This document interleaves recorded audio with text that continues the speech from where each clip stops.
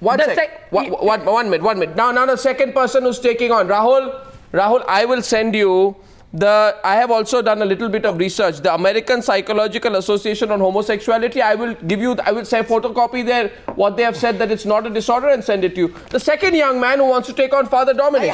Father Dominic. 1 second. Rahul, 1 minute. Rahul, the second young man here today, Jerry Jonathan, is a marketing professional. Jerry? Johnson. Jerry Johnson, I'm sorry to get your name wrong. Jerry wants to take on Father Dominic Emmanuel. Father Dominic, your church has gotten everything wrong in its history. You've been wrong about the earth being round or flat. You've gotten wrong about your Adam and Eve story. You do not know how evolution works.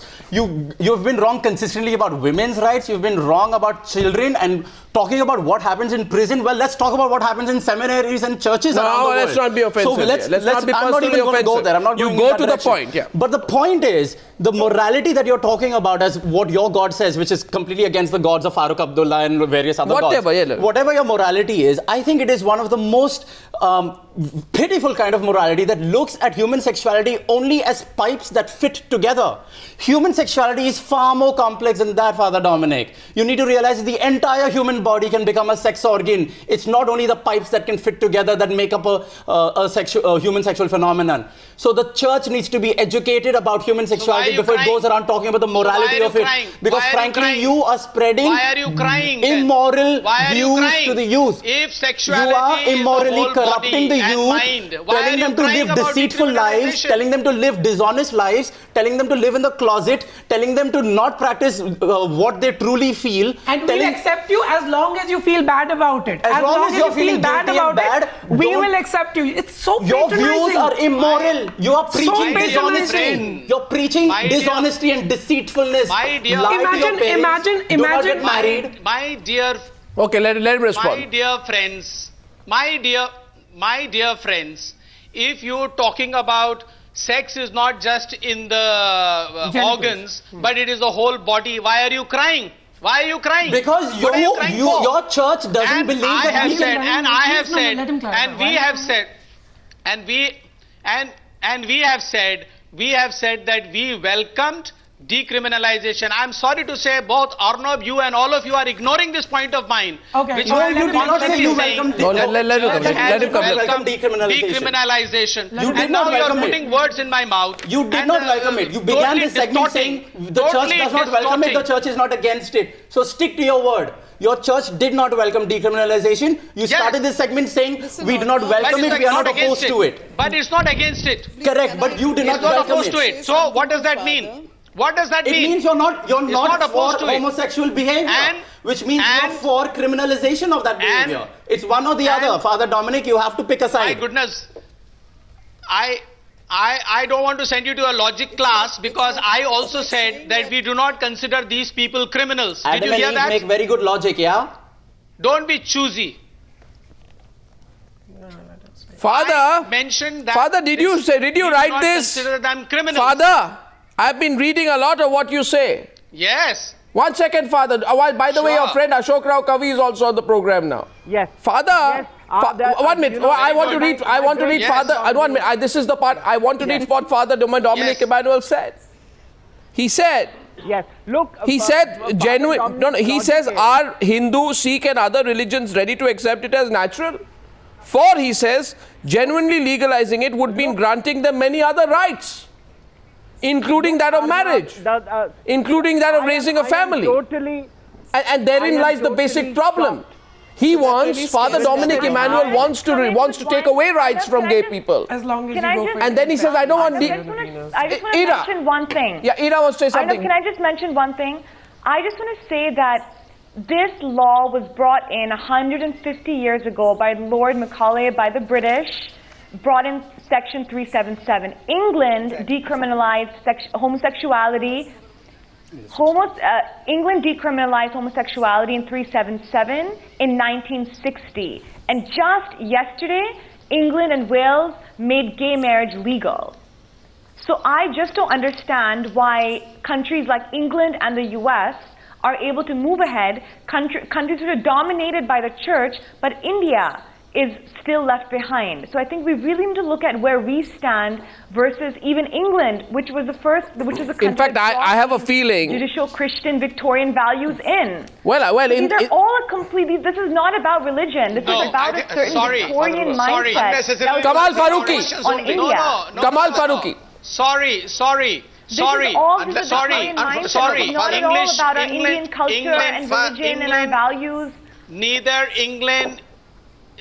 England is not a Christian country, and this is certainly not accepted by the church and by Christianity. The legal marriages of man and woman and woman is not accepted. I don't want India to become Vatican or Saudi Arabia or Pakistan or Iran or Uganda. I don't want India to become any of that either. India is a secular country. Saudi Arabia. I want to give the example of how what's a gentleman, young man. You see, I want to give the example of how laws change with the times, Father. You know, there was this terrible case of an young Indian woman who died, who lost her life because she could not abort. The story of Savita. And you know what they did, Father? I think this was in Northern Ireland, right? Yeah, absolutely. In less than a year, they changed the law. That was a Catholic country. Yeah, they changed the law. That was a Catholic country, if I'm not mistaken. They changed the law so that the law is not inhuman. And that is your answer, Father Dominic. Keep that in mind. The law will change with the times. Ashok Rao Kavi wants to say something to you. Ashok. Yes. You know, what really upsets me about Father Dominic's little logic is he says we don't oppose it. They did oppose it before. It's like saying, I asked for chocolate cake, but if you give me cherries, that will be fine. Now, that doesn't work. You better be pinned down to what exactly is on your mind. You are asking us to follow a religious law. You're talking about sin. You're saying that we love No, don't say that. Don't say that you are asking us to follow religion. No, don't say that. Then what don't are you say doing? That we are asking you to follow a religious law. Oh, come on. This is a democracy. No, you are. Ashok. You are asking us to follow a religious law. One simple proposition. Ashokji, your colleague just now accepted that in England and in certain states of America, they have legalized marriages. Is the church saying respectful reservation regarding the whole thing? Please don't be intolerant to a counter viewpoint. Please don't show intolerance and impatience to a counter view. No, let him have a counter view. People on homosexual side are getting very intolerant. It's a very divergent point of view. So let us have meaningful debates. Let us be less intolerant. You finish. Let me finish it first. The law, Section 377, came into British law from ecclesial law. It came from the church into criminal law, into British criminal law. That was brought into India by Thomas Babington Macaulay in 1869. So through the ecclesial law, it has come into criminal law into India. And here is Father Dominic telling me that is not about religion. What are you telling me? Please don't cheat. Is that why Baba Ramdev is opposing it? Is that why Kamal Faruqui is opposing it? Why are you talking? No, Baba Ramdev doesn't know anything about that. See, Baba Ramdev's claim. Are Buddhists going to accept it? I am asking you.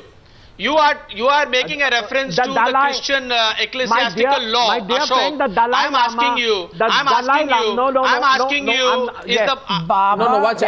Are you down to now? Okay, so we accept here. No, Father, let's first believe. 1 minute, Father, 1 minute. So we agree. No, 1 minute, gentlemen, 1 minute. So Rahul also to speak. No, 1 second. Rahul is speaking, but I first want an agreement on this. From this panel, I want an agreement. Do you agree? Now that we are down to only the religious question, I therefore, even Anjali Gopalan is listening, I therefore assume that the whole argument about this being a medical disease has been demolished. The whole argument of this spreading AIDS has been demolished. Yeah. The whole argument that other countries also are Christian countries and therefore we need to follow their beliefs, that has been demolished. The only argument left is Baba Ramdev. So the only argument left is... Ramdev is a yoga teacher. And Baba Ramdev and gurus like them. No, your claim to knowing sexuality, is because I'm celibate. I've never had sex in my life, and I'm not going to have sex in my life, and that makes me an expert on sex. No, what is Kamal Faruqui saying? Let hear him out.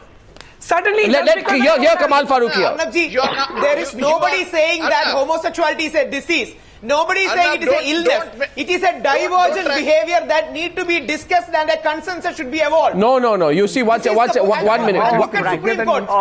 One minute. I'll say something to you. Let me ask one question to Father. Social acceptance. No, 1 second.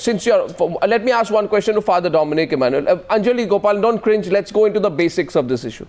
I want to ask Father Dominic whether he believes in the words of... Am I the only one opposing it? Am I the only one opposing it, my dear friend? No, Father, since you bat from the point of view of the Vatican, of which I am sure you are more aware than I am, I'm asking you whether you agree with the words of Pope Benedict XVI, who in 2005 said that homosexuality was, and I quote, a strong tendency ordered towards an intrinsic moral evil and objective disorder. Do you agree with him? Do you agree with him? The church certainly holds... Do you agree with the exact words of Pope Benedict XVI?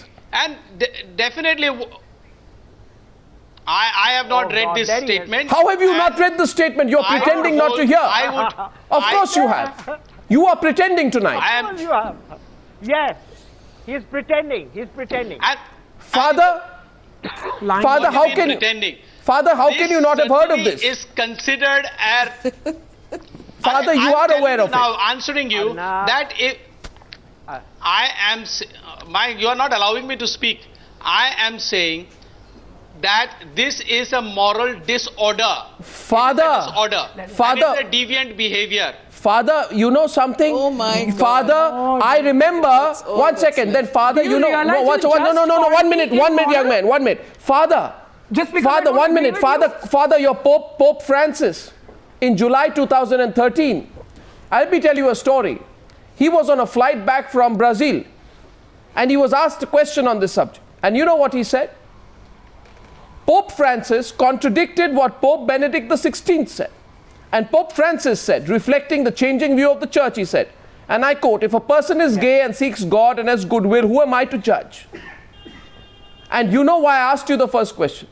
Because you tonight cannot say you believe in the words of Pope Benedict XVI, because you are aware in the span of a few months the words of Pope Benedict XVI have been contradicted by none other than the present Pope, Pope Francis, in July 2013. Your views are antediluvian even with the changing views of the Vatican, Father.